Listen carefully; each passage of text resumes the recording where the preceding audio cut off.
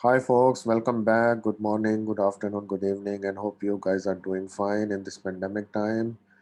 I would request all my friends, brothers, and sisters to stay safe while watching my videos, comply with the SOPs of the government. And today, as part of our series, we have come up with another non-traditional sort of certification, and the whole aim of bringing you the information of such informations is that we want to uh, provide you with certain options, certain new non-traditional fields of study which you can pursue, and this will help you to widen your career opportunities, your job opportunities into the job market. And today we are going to discuss about certified fraud examiners and why it is for professionals. And any side of professional, whether he's a chartered accountant, is working in a cybersecurity field, IT, supply chain, he can become a certified fraud examiner because frauds are commonly happening everywhere. And we are going to discuss what we really mean by fraud and why it has an impact on our lives and how every professional has an equal chances of getting into a fraud sort of instances, and what they can do, how they can utilize the CFE body of knowledge and become a certified fraud examiner, what sort of opportunities they can gain, what can they do an extra as part of their extra income strategy. Because in the pandemic time, in the post-pandemic time, we are going to get lots and lots of companies going into either layoffs, or they are going shutting down their operations, or they are facing financial crunch. So it is always better for us to acquire new and new knowledges which are emerging, so that we can keep our earnings going in a stable manner, and we are able to sustain and take care of our family commitments and family obligations. So let's start the session. So I will formally welcome you to the people who are listening to me and who are watching my video. And this is some of the agenda which we are going to follow for the session today. And let's see uh, about what is actually the certified fraud examiner. So today the whole focus will be on the elements of fraud examination. Certified fraud examiner is a word renowned certification, and it explains how forensics can be useful as a career prospects. And we are going to find out about fraud, certified fraud examiner certification, how we can enhance and how it can help us to enhance our knowledge about CFE, fraud and fraud examination, how and why it is useful for everyone, what are the different career prospects we have, how we can make the fraud examination field as our sustainable career and use it for our growth. So let's start the session in a more formal way. Now, an introduction about the certified fraud examiner is actually is a credential awarded by the Association of Certified Fraud Examiners, which is in America. Okay, and the ACFE Association is a provider of anti-fraud training and education also. So the certified fraud examiner is responsible for resolving any allegations of fraud, any red flag of fraud, by obtaining evidences, taking statements, writing reports, testifying the findings, and assisting in prevention and detection of fraud and white collar crime. Now, the reason it is more about white collar crime is that it is all about the authority of the people, who sometimes the people misuses it, and they enter into collusion, or they tie up to do and actually hampers the organization, either in terms of money, in terms of reputations, or in terms of anything. So one thing we need to know why CFE is going to be important, because nowadays every information, every sort of profession has to learn IT, because every information is flowing through the information technologies. Either you are using a laptop to connect to a server, or you are using a laptop to do banking, or you are going to use laptop for remote learning. So when we are exposing ourselves and using a cyberspace for communication, so there will be some negative people or some psychic people who will come across and try to gain our privacy, misuse our information, or try to hamper us or harm us in certain ways. So that's why the certified fraud examiner actually becomes more important, because when you are on the online and we are talking about the cyberspace, The most difficult part is to preserve the evidences, because if I am sitting in front of the laptop and I am using anybody's else credentials to authorize myself or authenticate myself into the server, so the server will only identify the name of the person who has that credentials and we actually not know who has done the fraud.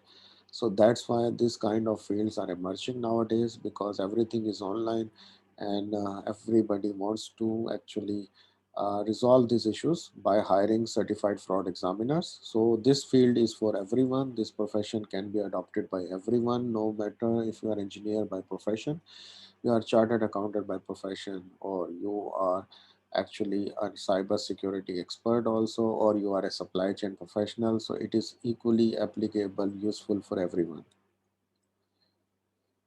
So let's understand what is CFE. So it's a specialized field. The professionals are trained to investigate red flags situations, and the whole aim is either to unveil the fraud or to the confirm that the red flag never existed or it was a false positive and everything is in place. And CFEs are also appointed by courts or law enforcement agencies when they are looking to gather evidences. CFE also works in the word audit functions for forensic work. Banks and financial institutions are having fraud department and they require services of certified fraud examiners. And certified fraud examiner, as I mentioned, is an emerging profession due to increase for fraud instances, because the technologies are advancing and sometimes there is a pressure on this pandemic time on ourselves or any other person to meet the expenses which we are occurring, and this is happening due to layoffs, maybe it is happening due to people are not paid salaries on time or they are not able to feed their financial commitment. And the truth is that the regulations are evolving for prevention of fraud instances. So in the future, what I am expecting is that CFE will be a requirement across all the major countries or all the developed countries and also in the underdeveloped countries also. So it has a very good potential. Now, common types of financial frauds, just to give you an idea about that, there can be bribery, embezzlement, identity theft, when we try to get into a person, impersonate as a person, or try to get his information through social engineering and use a person's private information for usually for a financial gain. Elder fraud is a new type of fraud when most of the elders are staying alone and their children are either abroad studying or earning their doing their job in the outside of the country or in the third world or in the USA or Canada, and they come to know that these are elders, so they will target them because they can promise them that they will give them some goods or service or financial benefits which never existed, and they, because these people are already old, so they may become an easy target for the fraudsters. So we will discuss about this in detail. So money launderings are coming up. Everybody is interested to know who is your customer, why he's sending you money, how the money is being earned. Okay, and then there are mortgage frauds also, when two or three people they take a loan and they run away. Securities fraud, people tell you that this is a good stock, commodities, and they take your money and they run away. And then the tax evasions, where the illegal non-payment or underpayment of tax, and you try to just save this money and don't pay the tax. So that's why the fraud examination has gained like lots and lots of uh, attention across the world. Okay, and basically a product examiner actually needs to know how to properly and legally obtain evidences, statement by witnesses also. So it's a complete set of knowledge which he has to understand, that if he's interviewing somebody or if he's taking a gathering or if he's gathering an evidence on a laptop or an IT equipment or an IT component, how that evidence has to be taken so that this evidence is admissible in law or with the judicial authorities. Okay, so this is going to be a very good emerging side, and this can complement your educational qualification and give you an extra window in future to get yourself hired, or you can open your own fraud examination office and you can become an official fraud examiner also, so that you can serve the courts and the other people who are having instances or red flags of fraud.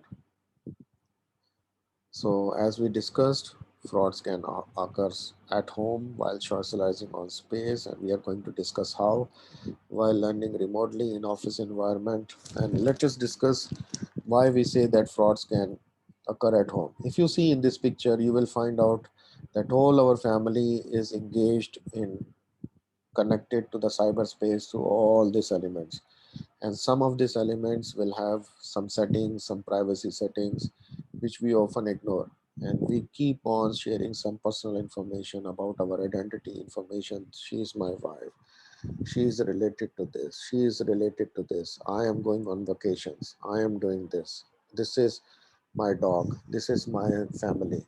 So this kind of information, when it is publicly available on the internet or the cyberspace, just imagine a person with a wrong and malicious intention can take note of this information and impersonate yourself himself as one of your relative, one of your banking professional, and try to deceive you and commit a thing which we call fraud.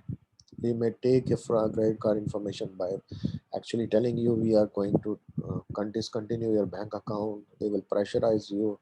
So but they can only do it if they know your correct name, if you know which bank you have.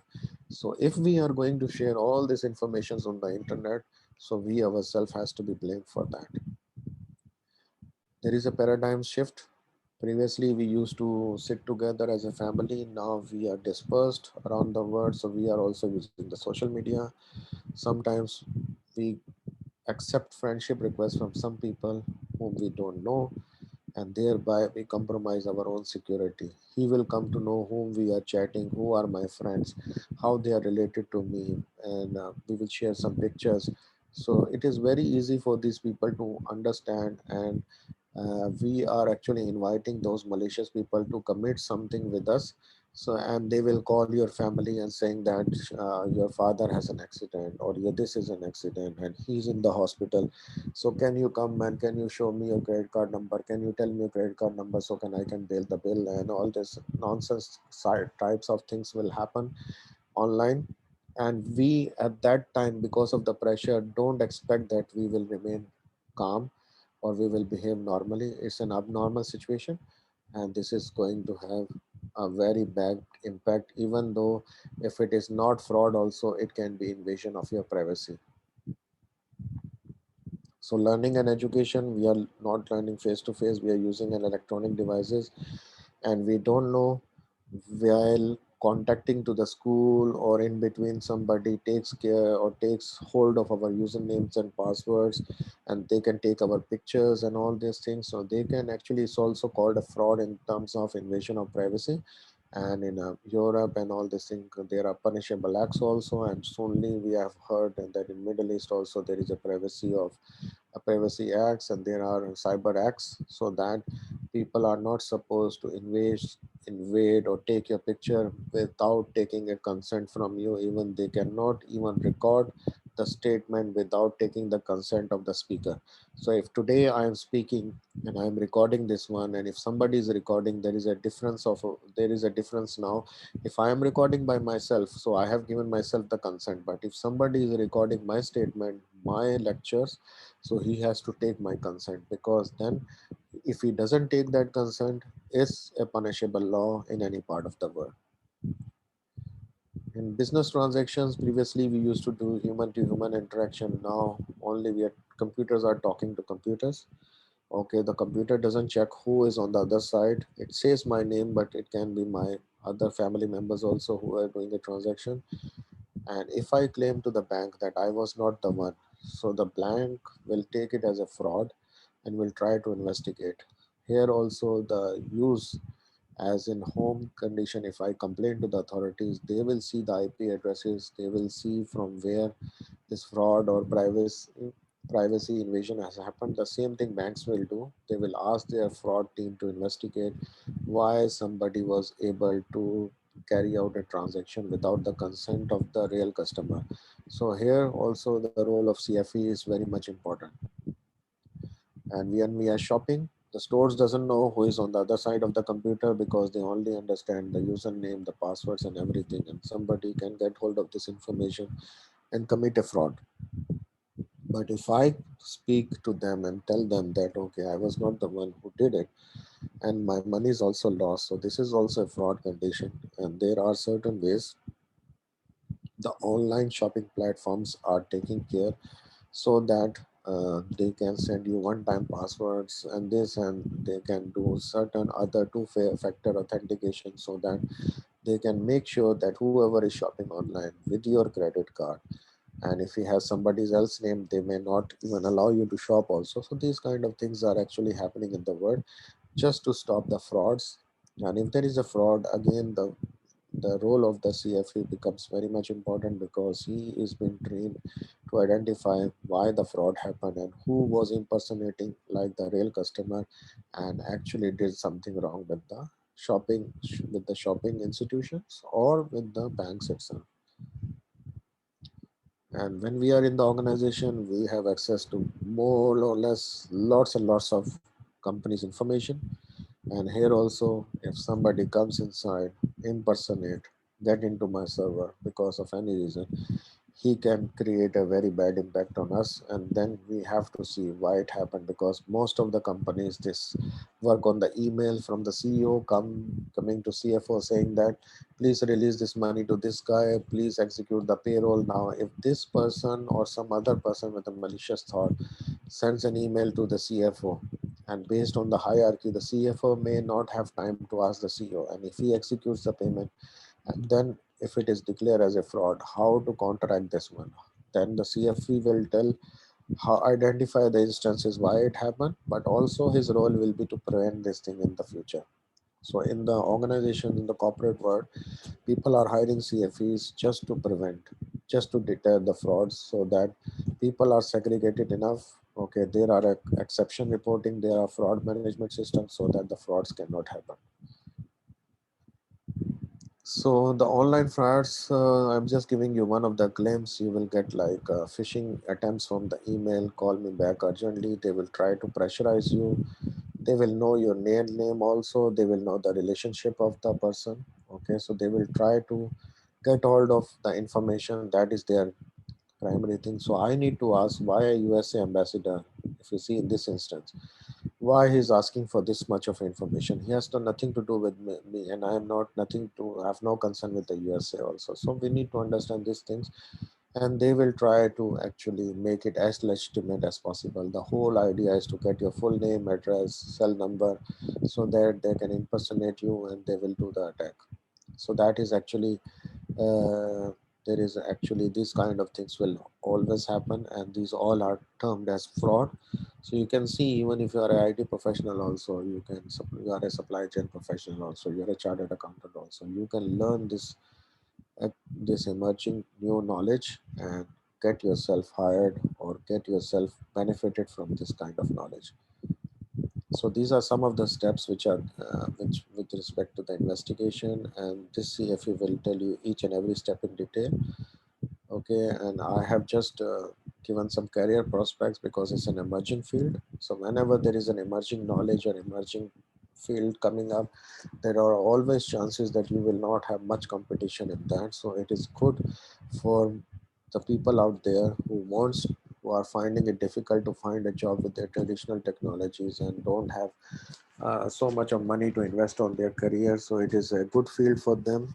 They can undertake this examination in a span of 1 to 2 months, and they can become a certified fraud examiner, and then they can add this badge to their qualifications, their resume, and they will be able to get a good job. So as it gets better jobs prospects, because everything is coming through IT systems, they can reach to the audit function management level also. You can establish your own business with respect to the certified fraud examination. It's a good career path. And how to become a CFE is The thing is that you have to join ACFE, prepare for CFE exam, which we can offer you at Delphi also, and then you apply for the exam and pass the exam. So I'm a CFE professional. A little bit about me: I am still learning, and the reason I am online and promoting this video is to make sure that the people understand that we need to advance our careers into emerging fields. And if you are interested, I have come to know about Delphi. So Delphi is is offering you time flexible course preparation, exam preparation courses. They impart learning and knowledge. They have self-paced learning resources also. So if you don't have time to have a one-to-one classroom, so they can give you different resources aid based on. They have cost-effective training packages, and they don't leave you till the end you pass the exam. So they are good, providing good career guidance also. And the whole aim of this institution, which I've come to know, is to make you industry ready. So if you want to get in touch with them or me, you can get it through my YouTube channel. You can put it in the comment box.